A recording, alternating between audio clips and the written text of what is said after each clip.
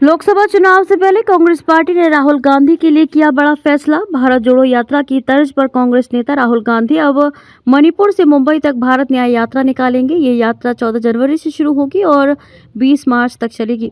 इस यात्रा की घोषणा कांग्रेस पार्टी के महासचिव केसी वेणुगोपाल ने बुधवार को की है।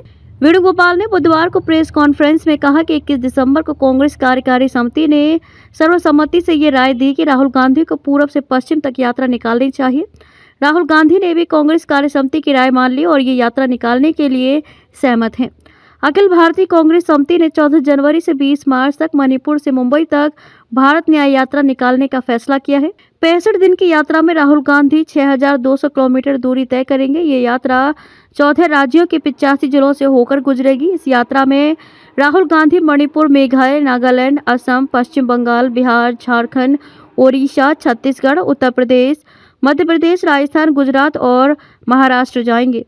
कांग्रेस महासचिव ने कहा कि राहुल गांधी इस दौरान युवाओं, महिलाओं और हाशिए के लोगों से बात करेंगे। राहुल गांधी ने भारत जोड़ो यात्रा पैदल चलकर पूरी की थी, लेकिन भारत न्याय यात्रा बस पर सवार होकर करेंगे।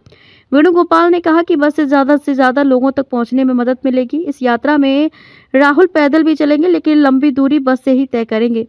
यात्रा का मकसद राहुल गांधी ने भारत जोड़ो यात्रा पिछले साल 6 सितंबर से शुरू की थी और 150 दिनों तक चली थी। इस यात्रा में राहुल गांधी ने 4500 किलोमीटर की दूरी तय की थी। कांग्रेस पार्टी राहुल से भारत जोड़ो यात्रा के बाद एक और यात्रा निकालने का अनुरोध कर रही थी।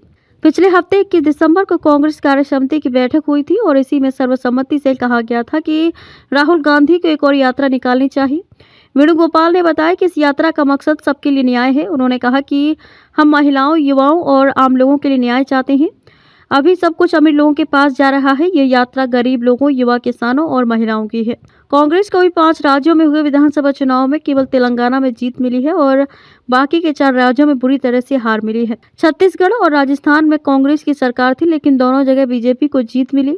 भारत जोड़ो यात्रा के दौरान राहुल गांधी मध्य प्रदेश, छत्तीसगढ़ और राजस्थान भी गए थे, लेकिन विधानसभा चुनाव में यहां पार्टी वापसी नहीं कर पाई। कांग्रेस की सरकार अब देश के महज 3 राज्यों कर्नाटक, तेलंगाना और हिमाचल प्रदेश में कांग्रेस पार्टी में कम्युनिकेशन विभाग के प्रभारी और राज्यसभा सांसद जयराम रमेश ने भारत जोड़ो यात्रा और भारत न्याय यात्रा के बीच फर्क को बताया है। कांग्रेस नेता जयराम रमेश ने एक ट्वीट में कहा कि भारत जोड़ो यात्रा के दौरान राहुल गांधी ने 3 मुद्दे उठाए थे। उन्होंने आर्थिक विषमता के मुद्दे को उठाया था, सामाजिक ध्रुवीकरण के खिलाफ आवाज उठाई थी और राजनीतिक तानाशाही जो आज देश की हकीकत बन गई है उसके बारे में लोगों को अवगत कराया था। वे यात्रा मन की बात करने के लिए नहीं बल्कि जनता की चिंता थी। राहुल गांधी ने यात्रा के दौरान लोगों की समस्याओं को सुना था। उन्होंने कहा कि अब शुरू होने जा रही भारत न्याय यात्रा आर्थिक न्याय के लिए, सामाजिक न्याय के लिए और राजनीतिक न्याय के लिए। इसका उद्देश्य लोकतंत्र को बचाना है, संविधान को बचाना है और महंगाई और बेरोजगारी से जो करोड़ों पीड़ित परिवार हैं उनमें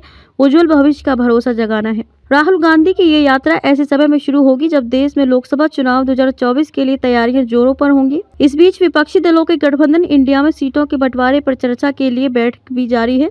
कांग्रेस नेतृत्व कई राज्यों के स्थानीय नेताओं के साथ बैठक कर रही है। बिहार और यूपी के बाद कांग्रेस अध्यक्ष मल्लिकार्जुन खड़गे और राहुल गांधी ने आंध्र प्रदेश के नेताओं के साथ भी बैठक की है।